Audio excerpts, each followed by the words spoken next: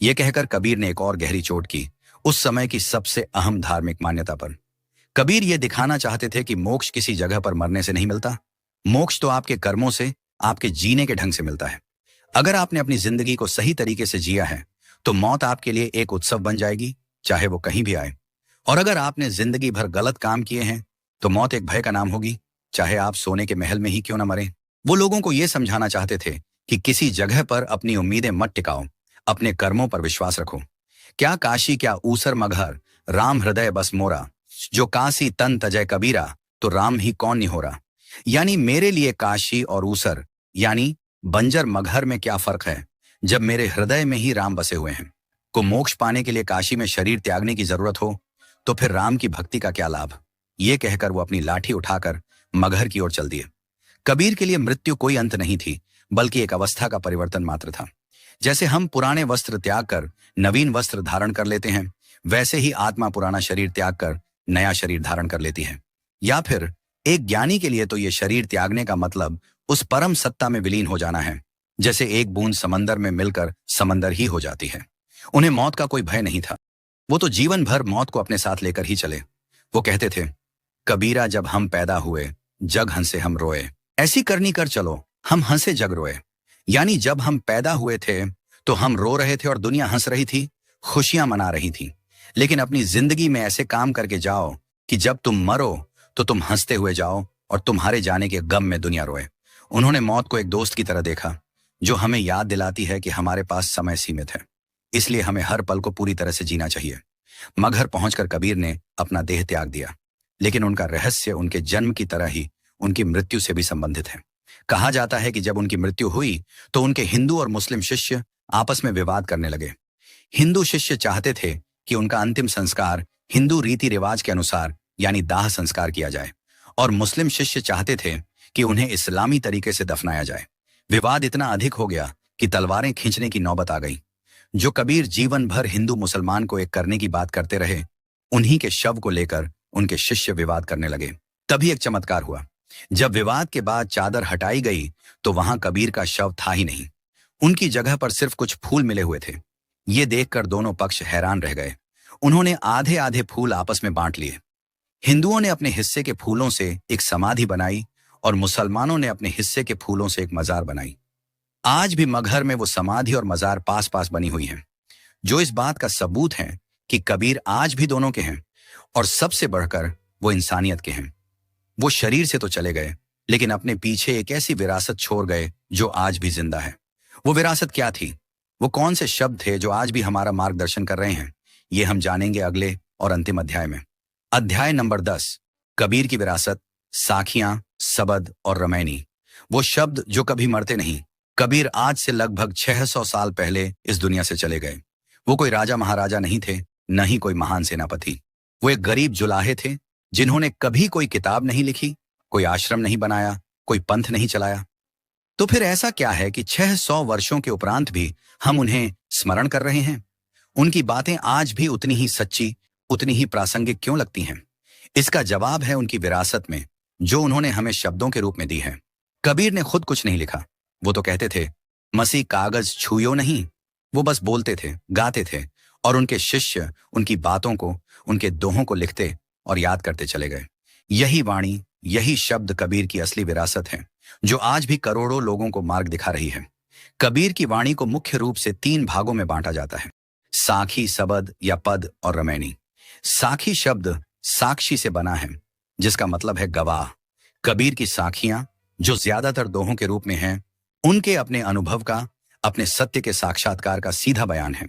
वो किसी सुनी सुनाई बात को नहीं कह रहे, बल्कि वो उस सत्य की गवाही दे रहे हैं जिसे उन्होंने खुद देखा है, खुद जिया है।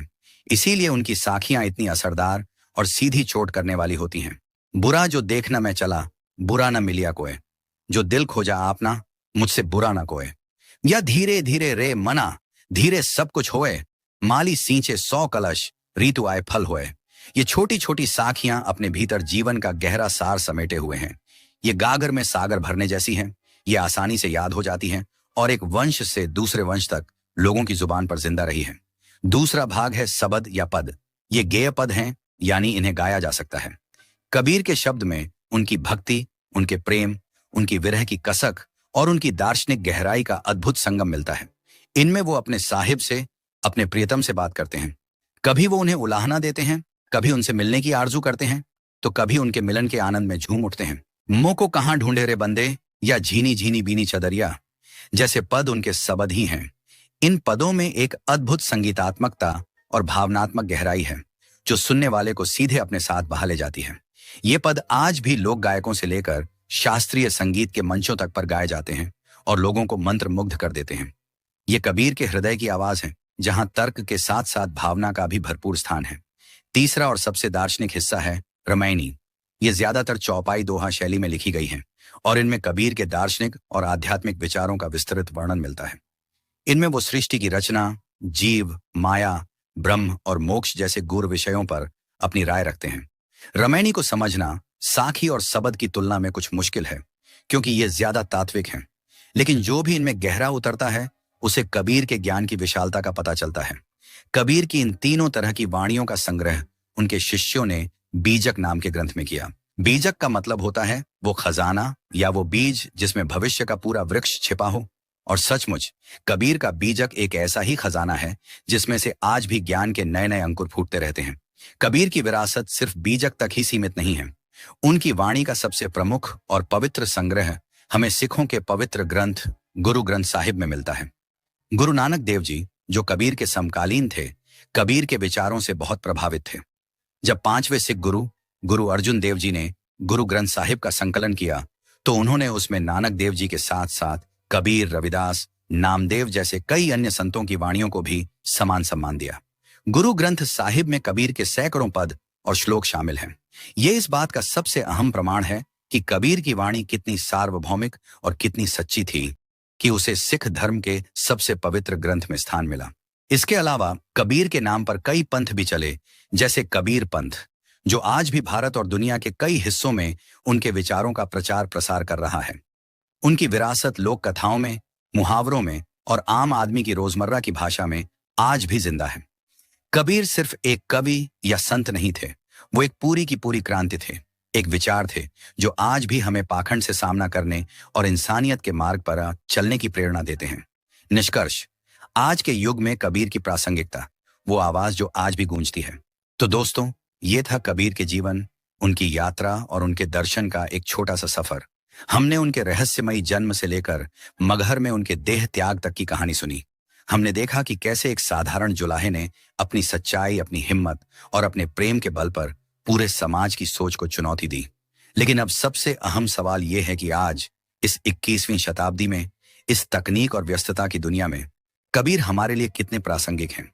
क्या उनकी बातें सिर्फ इतिहास की किताबों में अच्छी लगती हैं, या आज भी हमारी समस्याओं का समाधान उनमें मिल सकता है? मुझे लगता है, और शायद आप भी सहमत होंगे, कि कबीर आज पहले से कहीं ज्यादा जरूरी हो गए हैं।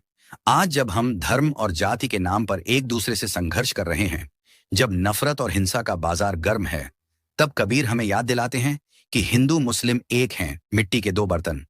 वो हमें याद दिलाते हैं कि हमारा असली धर्म इंसानियत है।